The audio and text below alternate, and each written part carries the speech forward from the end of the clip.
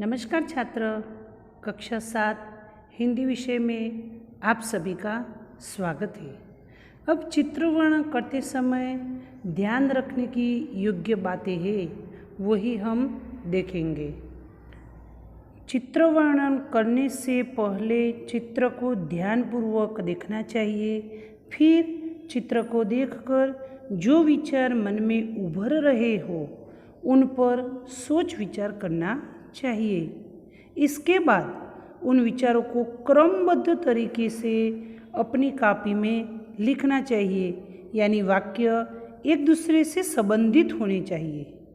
यदि चित्र में किसी समस्या का चित्रण है तो हमारे अंदर उसे पहचानने की शक्ति होनी चाहिए ताकि हम उसके संबंध में लिख सकें। चित्रवर्ण की भाषा सरल, स्पष्ट और प्रवाहपूर्ण होनी चाहिए। भाषा आम बोलचाल की लिखनी चाहिए, जिसके कारण सुनने वाले, पढ़ने वाले सभी को उन भाषा अपनी समझ में आ जाए। आप जब चित्र वर्णन देखते हैं, चित्र को देखते हैं तो आपके मन में जो जो सोच उभर आती है उनको सबसे पहले अपनी कॉपी में लिखना चाहिए। एक खास बात ध्यान में रखनी चाहिए छात्र कि चित्र वर्णन है वह वर्तमान काल में ही करना चाहिए। सभी वाक्य वर्तमान काल के ही होने चाहिए। लगभग 30 शब्दों में चित्र वर्णन करना चाहिए, लेकिन ये एक नियम नहीं है कि सिर्फ 30 ही शब्दों में लिखना चाहिए। ये ध्यान रखें छात्र कि कोई परीक्षक है तो वो शब्दों गिनने के लिए बैठता नहीं है, लेकिन लगभग 30 शब्दों में तो चित्रवर्णन होना ही चाहिए। उससे ज़्यादा होता है तो वो सही बात है।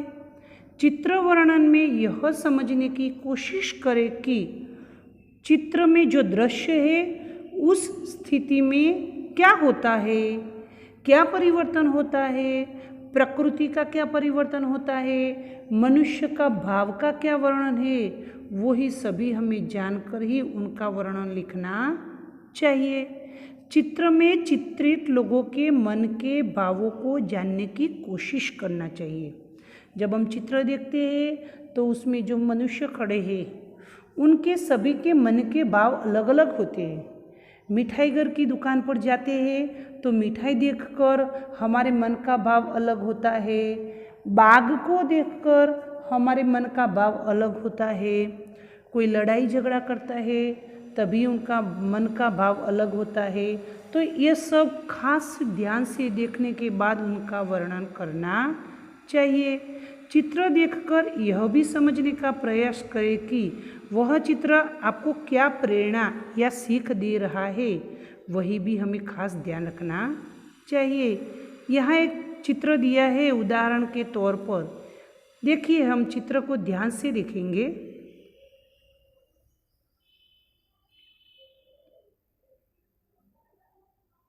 तो इस दृश्य में 3 महिलाएं हैं। ये सभी प्रसन्न है, किंतु जो महिला बीच में खड़ी है वह बहुत अधिक खुश है। सभी महिलाओं ने साड़ी पहनी है तथा फूलों के गजरों से अपने बालों को सजाया है। ऐसा लगता है कि यह होली खेलकर आई है, तभी तो इनके चेहरे तथा कपड़े गुलाल तथा होली के रंगों से भरे हुए हैं। होली के त्यौहार की यह विशेषता है कि सब आपस में मन मुटाव भूलकर सद्भावना तथा प्रेम से होली खेलते हैं। दूसरा चित्र है, हम देखेंगे।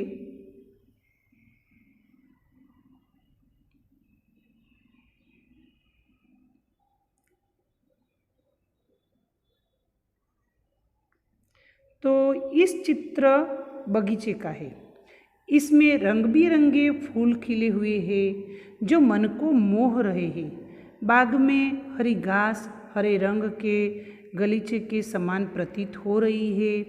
बाग के बीच में एक विशाल वृक्ष है जिसकी शीतल छाया में कुछ लोग बैठकर आराम कर रहे हैं। इस बगीचे में स्वच्छता का विशेष ध्यान रखा गया है। इसीलिए यह अत्यंत सुंदर है। हमें भी अपने परिवेश को स्वच्छ रखना चाहिए ताकि हमारे मन को शांति मिले तथा हम तरोताज़ा महसूस कर सकें। यानी कि स्वच्छता रखना हमारा ही फर्ज है। यही हमें यहाँ से सीख मिलती है। यहाँ तीसरा भी एक दृश्य दिया गया है।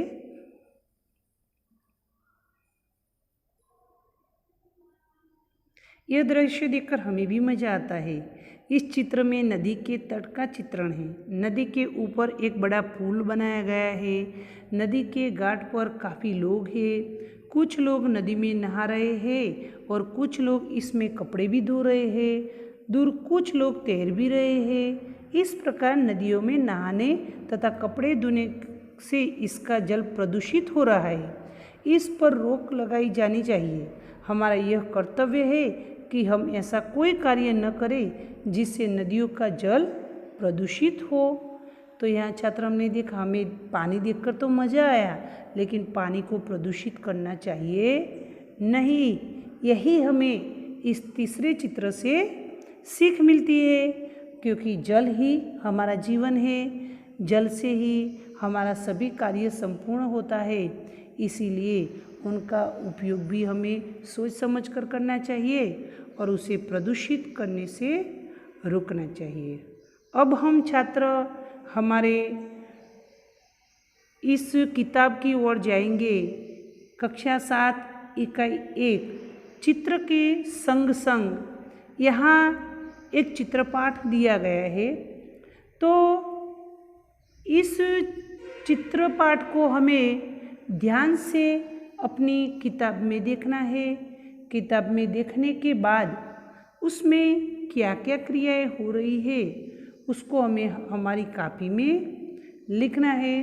तो सबसे पहले हम यहाँ इस चित्र को ध्यान से देखेंगे।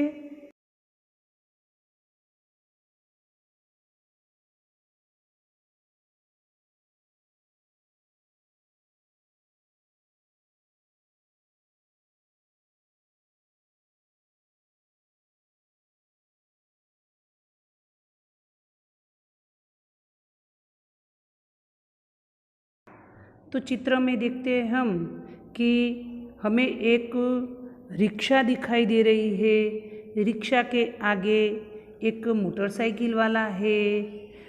सामने एक कुत्ता भी मुंह लटका कर बैठा हुआ दिखाई दे रहा है।